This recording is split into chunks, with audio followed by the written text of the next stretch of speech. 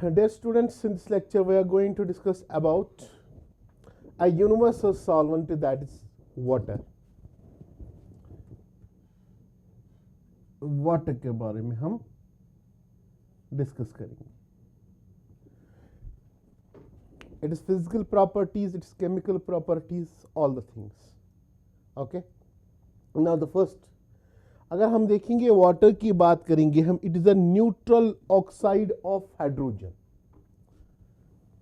Neutral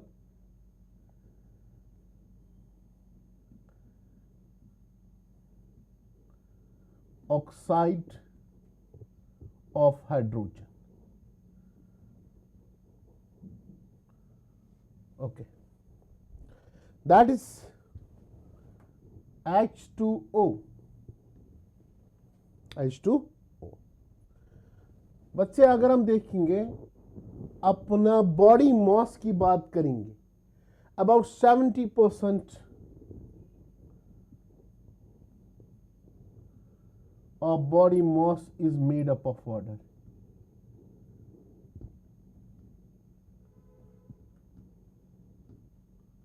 Of water. 70% body mass. ठीक है ना. अगर हम यहां पे देखेंगे on the surface of the earth about 78% is covered by water. 78% of Earth's surface is covered with water. बाकी जो बचा वो लैंड, या हम बोलेंगे वेरियस फॉर्म्स में है. In the form of polar icebergs की हम बात करेंगे, या हम बोलेंगे कि in the form of ice भी होता है. ठीक है ना, बहुत सारे फॉर्म्स में होता है. ठीक है ना. अगर हम यहाँ पे देखेंगे कि जो most of the properties of the water जो होते हैं, that is due to extensive hydrogen bonding in extensive hydrogen bonding के अकॉर्डिंग होती है. तो most properties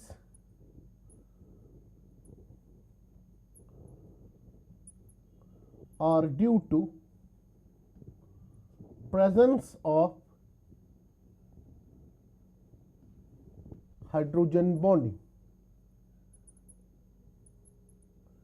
in case of water. Means जब वाटर इन क्लम्पिंग फॉर्म में रहता है, या हम वाटर मॉलिक्यूल जब एक साथ रहते हैं, तब जाके उनके बीच में क्या होती है, हाइड्रोजन बॉन्डिंग होती है. ठीक है. उसी हाइड्रोजन बॉन्डिंग के कारण जितने भी प्रॉपर्टीज वाटर के हैं वो इसी के कारण, हाइड्रोजन बॉन्डिंग के कारण होती है. कुछ फिजिकल प्रॉपर्टीज पे जाते हैं हम.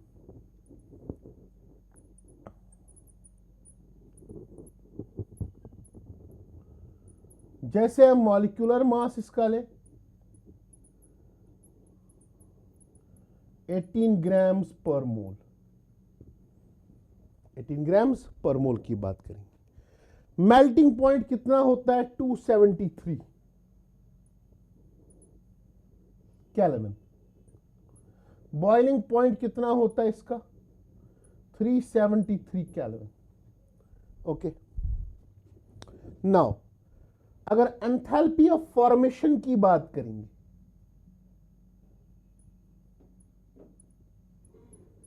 मीन्स जब वाटर मॉलिक्यूल एक बनता है तब जाके कितनी एनर्जी यहां पे रिलीज होती है, दैट इज -285 किलोजूल पर मोल. इतनी एनर्जी निकलती है जब एक मोल ऑफ वाटर मॉलिक्यूल बनता है. ठीक है. डेंसिटी की बात करेंगे, density of water that is 1.0 ग्राम पर सेंटीमीटर क्यूब. इतनी डेंसिटी होती है इसकी. विस्कोसिटी की बात करेंगे, ये होती है 0.89. Viscosity of water that is 0.89 सेंटीपॉइज. सेंटीपॉइज को हम बोलते हैं, ये यूनिट है किसका, विस्कोसिटी का। फिर डाइलेक्ट्रिक कांस्टेंट की बात करेंगे, दैट इज 78। कितना? 78। ये कुछ हमारे यहां पे वाटर के बारे में हमने यहां पे बताया, ठीक है ना। Now coming to next point, water का अगर हम देखेंगे ये कलरलेस है, ऑर्डरलेस है and tasteless liquid.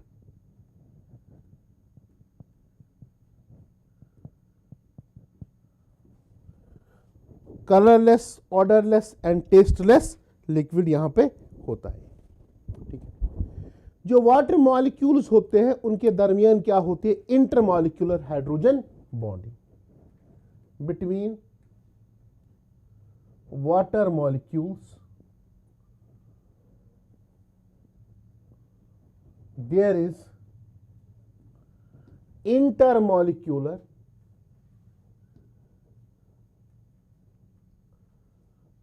hydrogen bonding.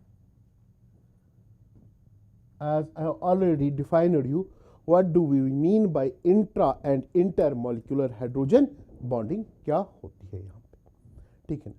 तो अगर हम यहाँ पे देखेंगे इंटरमॉलिक्यूलर हाइड्रोजन बॉन्डिंग किस तरीके से होगी, अगर ये एक मॉलिक्यूल वाटर का है, दूसरा मॉलिक्यूल ऑफ वाटर यहां से आएगा, मीन्स इसके हाइड्रोजन और इस ऑक्सीजन के बीच में, ये इंटरमॉलिक्यूलर हाइड्रोजन बॉन्डिंग कहलाती है। फिर से यहां पे ये होगी इंटरमॉलिक्यूलर हाइड्रोजन बॉन्डिंग, ठीक है ना। इंटरमॉलिक्यूलर हाइड्रोजन बॉन्डिंग ये कहलाती है, ठीक है ना। फिर उसके बाद क्या करते हैं, जब हम टेम्परेचर को डिक्रीज करते हैं कि यही वाटर चेंज हो जाता है किसमें? आइस में, ठीक है ना।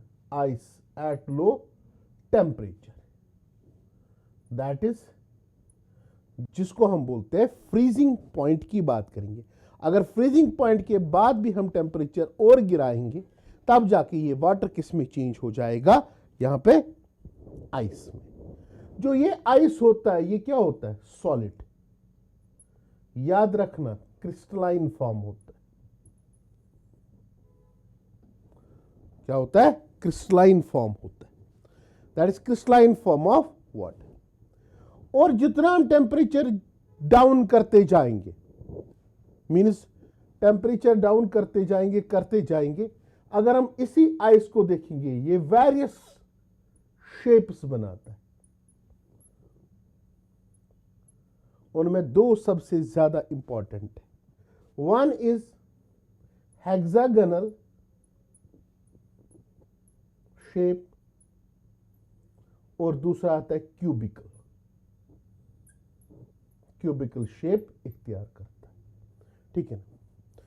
Hexagonal and cubical. अगर हम यहां पे देखेंगे हेक्सागोनल केस में जब ये वाटर प्रेजेंट होता है इन आइस फॉर्म में, तब जाके क्या होता है कि हर कोई ऑक्सीजन एटम जो होता है that is surrounded by 4 other water molecules. कौन सा? हेक्सागोनल। तो हम क्या बोलेंगे यहां पे? Each oxygen atom in this state is surrounded by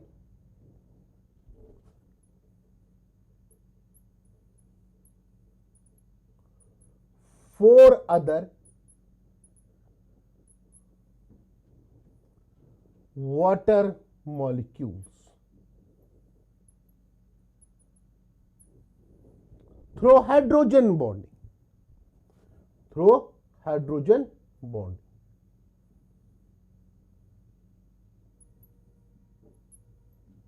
ठीक है। तो अगर हम यहां पे देखेंगे यही 3 dimensional arrangement means regular arrangement बनाता है, ठीक है ना। तो अगर हम देखेंगे सपोज ये एक वाटर मॉलिक्यूल है,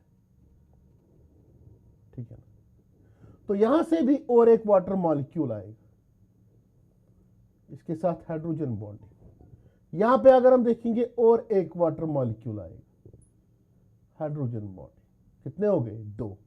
यहां पे तीसरा और यहां पे फोर्थ वन आएगा। अब बच्चे बोलेंगे यहां पे फोर्थ क्यों आता है? क्योंकि यहां पे एक नहीं, दो लोन पेयर ऑफ इलेक्ट्रॉन्स होते हैं। कितने? दो लोन पेयर ऑफ इलेक्ट्रॉन्स होते हैं। तो यही कारण क्या होता है कि ये हेक्सागोनल स्ट्रक्चर और शेप स्ट्रक्चर बनाता है, 3 डायमेंशनल स्ट्रक्चर हेक्सागोनल बनाता है। तो उसी हेक्सागोनल स्ट्रक्चर में क्या रहते, जब ये water in the form of ice जब होता है, जब हेक्सागोनल शेप बनाता है, तब जाके अंदर क्या रहते, वॉइड्स रहते, जिनको हम बोलते हैं मीन्स एम्प्टी स्पेसेस रहते। क्या रहते हैं? Empty spaces. उन्हीं एम्प्टी स्पेसेस की वजह से अगर हम यहां पे देखेंगे, डेंसिटी ऑफ आइस कम हो जाती है। डेंसिटी ऑफ आइस क्या हो जाती है? कम हो जाती है। यहां पे the density of ice decreases. Okay, तो अगर कारण देखेंगे कि why density of the ice is low as compare to density of the water, the simple reason is that hydrogen bonding. किस कारण? हाइड्रोजन बॉन्डिंग के कारण यहां पे होती है। उसी हाइड्रोजन बॉन्डिंग के कारण यहां पे क्या आता है, जो वाटर मॉलिक्यूल्स होते हैं वो रेगुलर अरेंजमेंट बनाते। रेगुलर अरेंजमेंट के कारण क्या होती है कि वहां पे स्पेसेस ज्यादा क्रिएट होते हैं। उन्हीं स्पेसेस की वजह से यहां पे क्या होती है, डेंसिटी यहां पे आइस की कम हो जाती है। इसीलिए अगर हम कहीं पे भी वाटर में आइस डालते, आइस क्या करता है? फ्लोट करता है। वरना दोनों चीज है, आइस भी वाटर ही है और वाटर लिक्विड वो भी सेम है, केमिकल फार्मूला दोनों की सेम। तो ये कारण है कि why ice floats on water, because it has low density, it is because of hydrogen bonding. Because in that ice each oxygen is surrounded by 4 other water molecules, through which bonding? Hydrogen bonding के कारण होती है। ठीक है, फिर अगर यहां पे हम देखेंगे डेंसिटी की बात करेंगे, क्या करेंगे? डेंसिटी। डेंसिटी वाटर की सबसे ज्यादा कहां पे होती है? डेंसिटी ऑफ द वाटर सबसे ज्यादा होती है, ठीक है ना, eight which temperature? 4 degree centigrade पे। किस टेम्परेचर पे? 4 डिग्री सेंटीग्रेड पे सबसे ज्यादा इसकी डेंसिटी होती है। ठीक है ना, बात आ रही समझ में? 4 डिग्री सेंटीग्रेड टेम्परेचर पे सबसे ज्यादा डेंसिटी होती है। That is maximum density of the water is at 4 degree centigrade. अगर हम टेम्परेचर इंक्रीज करेंगे, वहां पे क्या होगा?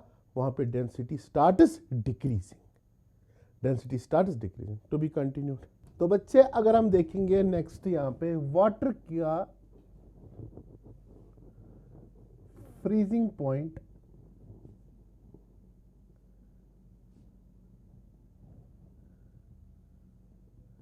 बॉइलिंग पॉइंट,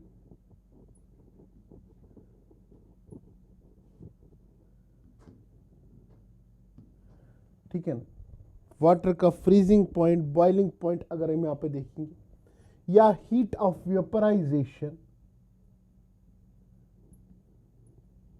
बहुत ज्यादा होता है देन अदर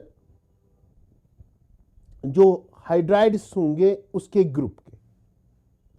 जैसे अगर के हम लेंगे यहां पे H2O,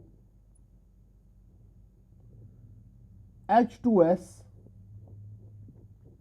H2SE, ठीक है ना, H2SE यहां पे अगर हम लेंगे, चलो मैंने 3 ही लिया है, मैं 3 से ज्यादा भी ले सकता हूं, या H2TE की बात करेंगे, H2TE, ठीक है। तो अगर मैं यहां पे देखूंगा इनका फ्रीजिंग पॉइंट, बॉइलिंग पॉइंट और heat of vaporisation, heat of vaporisation देखूं मैं, तो ये सबसे ज्यादा किसमें होगा? ये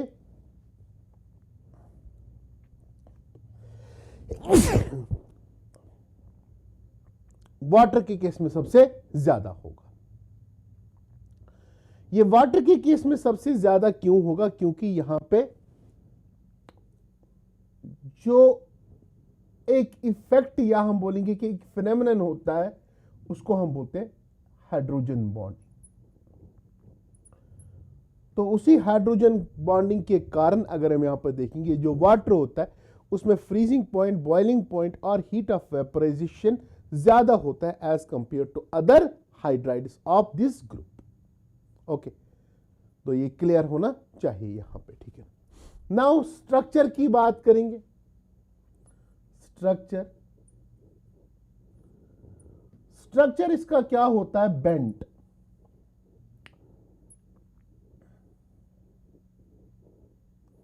दो लोन पेयर यहां पे 104 5 मिनट्स, ठीक है। और यहां पे बॉन्ड लेंथ कितनी होती है? 95.7 पाइको मीटर्स के बराबर। ये bond length pico meter. Bent structure होता है, इसकी हाइब्रिडाइजेशन होती है sp3। ये भी याद रखना जरूरी है, ठीक है ना। Now coming to water acts as universal solvent. Universal solvent act करता है, ठीक है ना। किसके कंपेयर में? अल्कोहल्स के कंपेयर में और कार्बोनेट्स के या कार्बोहाइड्रेट्स के कंपेयर में ये क्या करता है कि ये एक्ट करता है as a universal solvent. Because अगर यहां पे देखेंगे कि वाटर में डाई इलेक्ट्रिक कांस्टेंट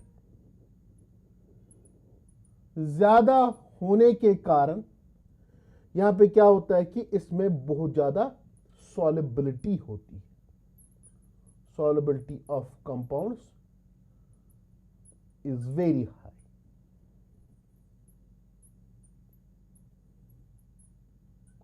ओके, जैसे अल्कोहल्स की बात करेंगे उनसे भी ज्यादा है और कार्बोहाइड्रेट्स के कंपैरिजन में उनसे भी ज्यादा होती है यहां पे, ठीक है। अब देखो, जो ये वाटर होता है कि ये किन फॉर्म्स में प्रेजेंट होता है? इन मॉलिक्यूल्स में। Water present in different forms.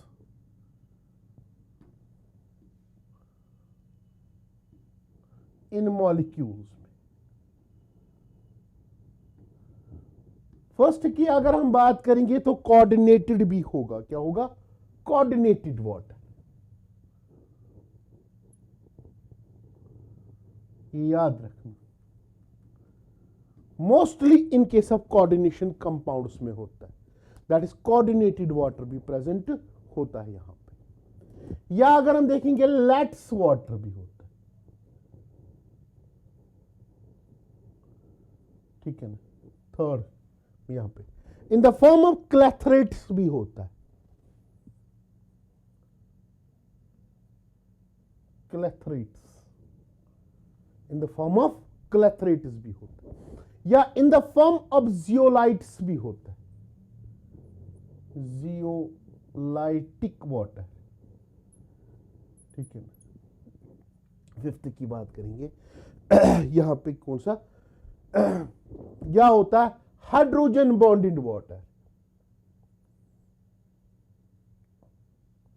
Bonded water, ये रहा वाटर के बारे में यहां पे, ठीक है ना।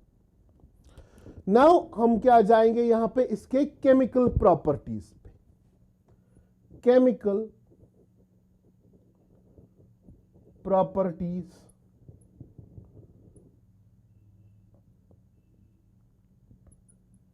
Of water,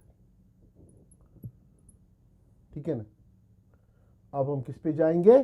chemical properties of water पे हम जाएंगे, ठीक है ना। That is to be discussed.